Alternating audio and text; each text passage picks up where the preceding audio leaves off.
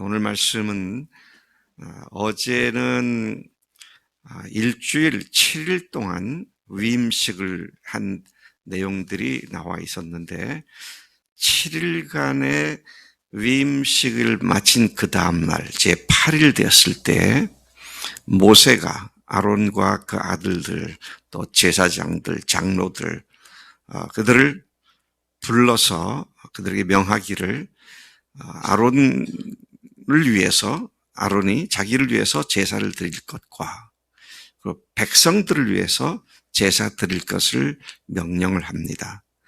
그리고 그들이 그렇게 했을 때에 여호와의 영광이 그들에게 나타날 것이다.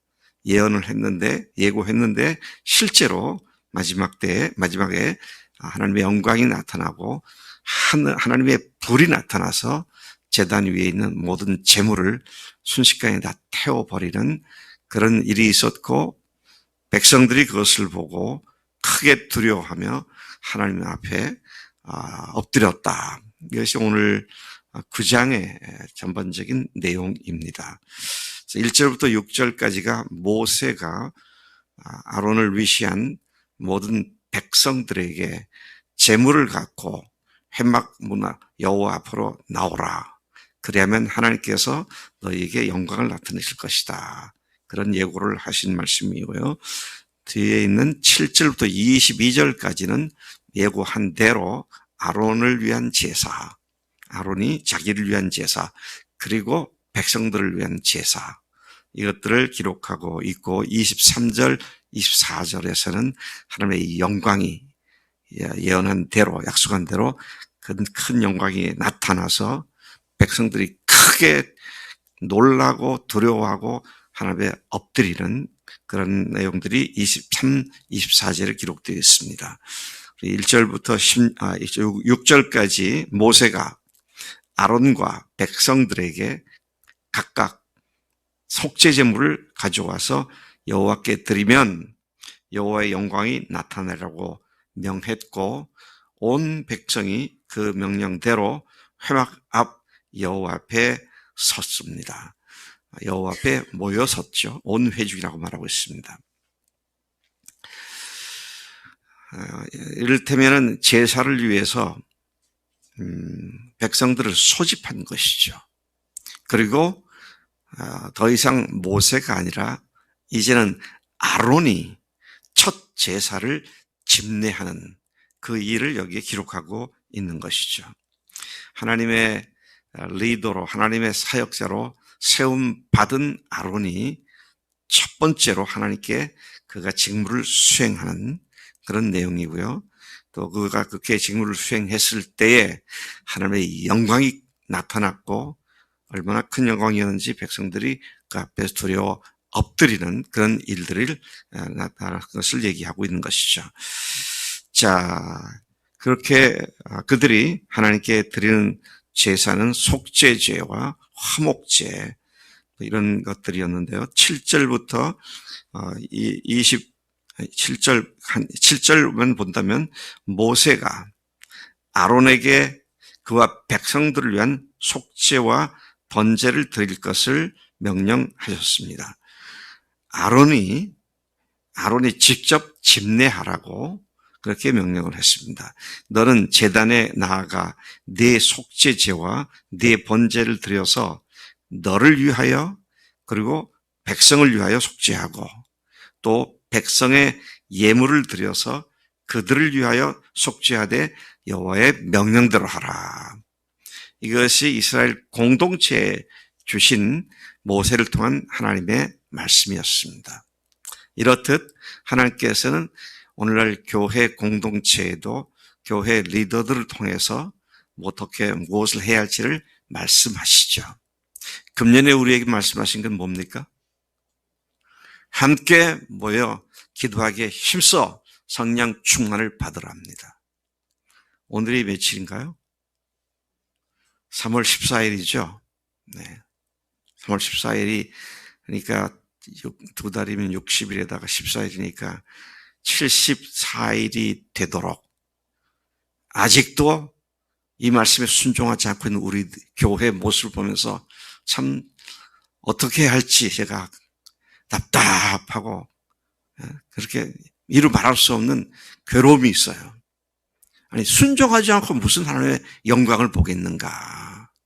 참 마음에 어려움이 있고 힘들고 그런 것을 고백하게 되는데 이 복 받으려면 말씀대로 하면 됩니다. 근데 그게 무슨 소를 잡으라 그래요. 염소를 잡으라 그래요. 무슨 전병을 구워오라 그래요. 뭘 하라 그래요. 나와서 기도하자는데 왜 그렇게 안 하는지 모르겠어. 하나님의 말씀이 영적인 리더를 통해서 전해졌으면 아멘 하고 하면 되는데 꿈쩍도 안 해. 꿈쩍도 안 해요. 네. 참 기가 막힌 일이다. 그런 생각을 하면서 아론에게 하나님께서 권위를 부여하신 이 제사를 이제 보게 되는 것이죠. 자, 8절부터 14절까지가 아론이 자기를 위한 속죄제와 번제물로 제사를 드렸습니다. 하나님 앞에 나아가는 자는 누구보다도 먼저 자기가 성결하게 돼야 되죠. 네. 내가 회개할 것이 있으면 회개하고 고칠 것이 있으면 고치고 내가 바로 서야 그 다음에 백성들을 위해서 다른 사람들을 위해서 사역을 할 수가 있게 되는 것이죠. 그래서 아론이 그야말로 모세가 했듯이 피투성이가 되는 제사를 드리는 내용들이 기록되어 있는 것을 봅니다. 여러분 이제는 3월 1일부터 오늘이 14일까지 계속 제사 드리는 것을 이렇게 드려라. 또 그렇게 드렸다라는 것을 우리가 거의 2주간 반복해서 들었으니까 그냥 여러분 이 부분에서 성경 보지 말고 저를 쳐다보면서 같이 한번 생각해 볼까요? 어떻게 제사를 드렸는가?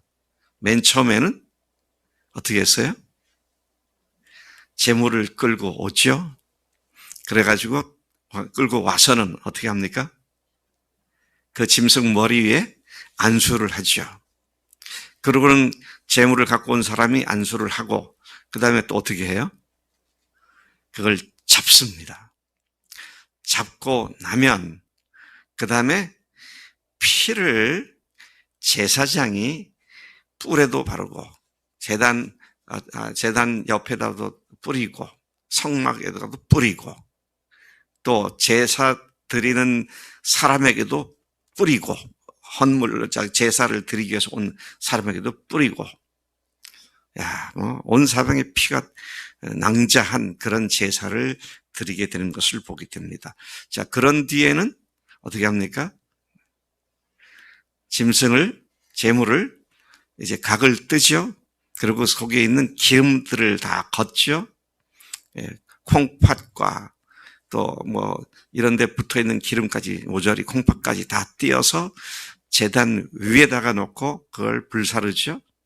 그러고는 가슴살이나 정강이살이나 뒷다리나 이런 것들을 하나님 앞에서 거제로 드리기도 하고 요제로 드리기도 하고 그러면서 그것을 제단 위에서 태우고 또 그 가죽이나 내장 똥이나 이런 것들은 진영 바깥에 나가서 태우고 그리고 어떤 고기들은 제단에서 태우는 것도 있고 어떤 것은 제사장이 제사장의 몫으로 돌리기도 하고 또는 헌물을 드린 제물을 드린 제사하는 그 사람과 그 가족들이나 친구들이 함께 모여서 식사를 거기서 하고 하는 그런 형태로 진행됐는데 거의 모든 제사가 이제 그렇게 진행되었음을 우리가 알고 있고요.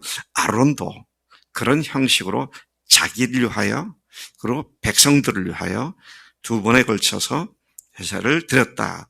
이것이 이제 오늘 읽은 본문 말씀에 제사 드리는 구체적인 내용들이죠. 그래서 이제는 우리가 기본적으로 그렇게 제사를 드렸었지. 거기다 곁들여서 소제를 드리죠. 빵 구운 거나 밀가루나 이런 거 가서 한 움큼 올려다가 또 제단에다 불 태우기도 하고 이제 그렇게 했었던 것을 우리가 잘 알고 있습니다. 자, 그렇게 자신과 백성들을 위해서 각각 제사를 드린 후에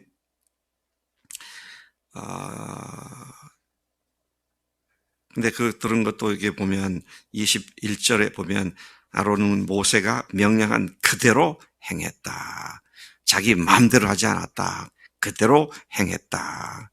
그리고 백성을 향하여 손을 들어 축복함으로써 모든 제사들을 마치고 제단에서 내려왔다 그랬습니다. 자, 그러고 나니까 23절, 24절에 여호와의 영광이 나타나게 되었다고 말하고 있죠. 이 제사를 마치고 모세는 아론과 함께 회막 안에 들어갔다가 나왔습니다. 그리고 백성들에게 축복을 했습니다. 그럴 때 여호와의 영광이 온 백성에게 나타났다. 그리고 동시에 불이 여호와 앞에서 나와 제단 위에 번제물과 기름을 사른지라 불태웠다 그랬습니다.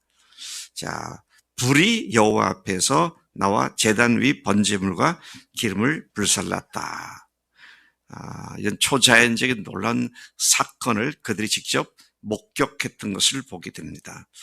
저는 이 말씀에서 여호와의 영광이 나타났다라는 말을 어떤 광경을 얘기할까 생각을 해볼 때 여호와의 영광이라는 여호와의 임재를 말하는 거죠. 하나님이 가시적으로 거기 계신 것을 나타내는 그것을 우리가 여호와의 영광이라고 말을 하는데, 구약에서는 하나님께서는 주로 구름과 불로 하나님의 임재를 나타내셨죠. 그래서 아마 제 생각에는 이때는 이미 성막이 다 완공되어서 제사장들이 이불로부터 다 만들어서, 그리고 이제 이렇게 한 걸 보면 광야에 들어온 지 1년에서 2년 사이, 1년 지났을 때 성막이 세워졌고, 성막이 세워지고 2년째 되었을 때 어느 순간에 이 제사를 드린 것으로 추정해 보면 이때는 이미 성막 위에 불기둥과 구름기둥이 밤낮으로 바꿔가면서 치솟고 있었던 것이죠. 그러니까 아마 불기둥이 낮이었을 테니까 구름기둥에서 뭔가가 이상한 현상들이 발생했던 것이 아닐까. 그리고 여호와의 불이 나왔다. 근데 아마 이 불기둥으로부터 구름기둥으로부터 불이 쏟아져 나와서 제단을 태우는 이런 그 광경들을 연상해 볼 수가 있는 말씀입니다. 하나님께서 그 제사를 받으셨고 하나님께서 이스라엘 공동체와 함께 한다고 하는 확실한 증거로 이와 같은 표적들을 나타내셨던 것으로 이해가 되는 것이죠. 자, 이와 같은 일이 있게 되니까 온 백성이 소리 지르며 엎드렸다 그랬습니다. 이 놀라운 하나님의 영광을 본 백성들은 놀라움과 두려움과 그리고 기쁨과 감사의 마음이 뒤섞인 채 큰 소리를 지르며 엎드렸다 그랬어요. 엎드렸다라는 말은 얼굴을 땅에 대다라는 말인데요. 이것은 그때 당시 거대 중동 지역의 일반 백성들이 절대 군주, 왕에게 행하던 예법이었죠. 왕이 나타나면 얼굴에 땅을 대고 엎드리는. 그런데 하나님께서는 백성들의 헌신을 받으셨고 백성들은 여호와를 자신의 통치자로 고백하고 엎드렸다는 말을 의미하는 것이죠. 하나님의 통치에 굴복한다는 말씀인 것이죠.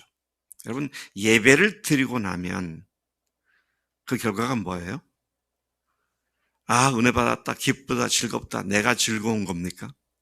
물론 그렇죠. 또 기뻐하고 또 두려워하고 다 했어요. 근데 그래가지고 결과가 뭐예요?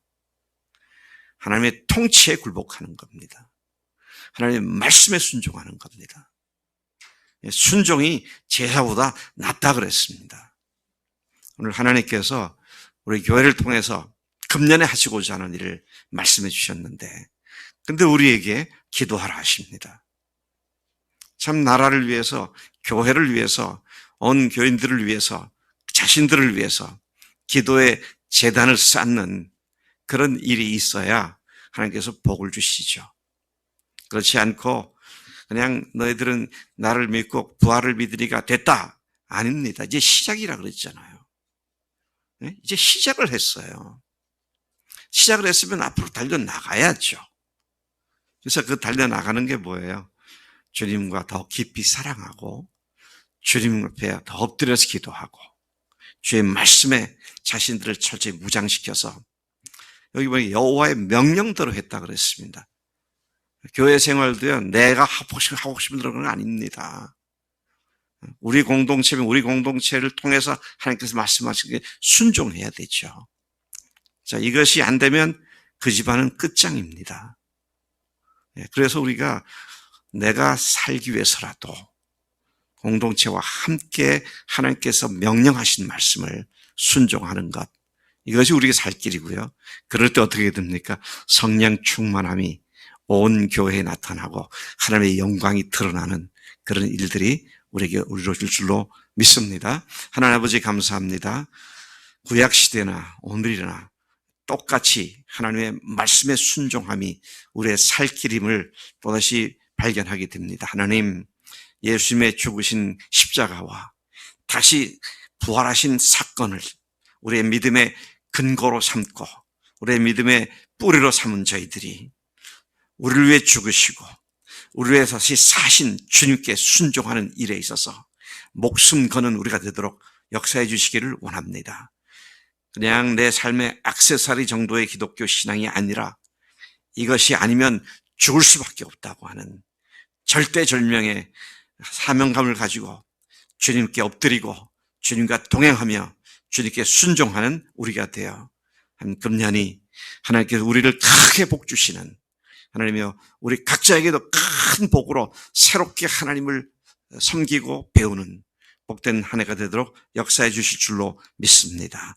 의지하고 감사드리며 예수님의 이름으로 기도를 쌓옵나이다. 아멘. 아멘.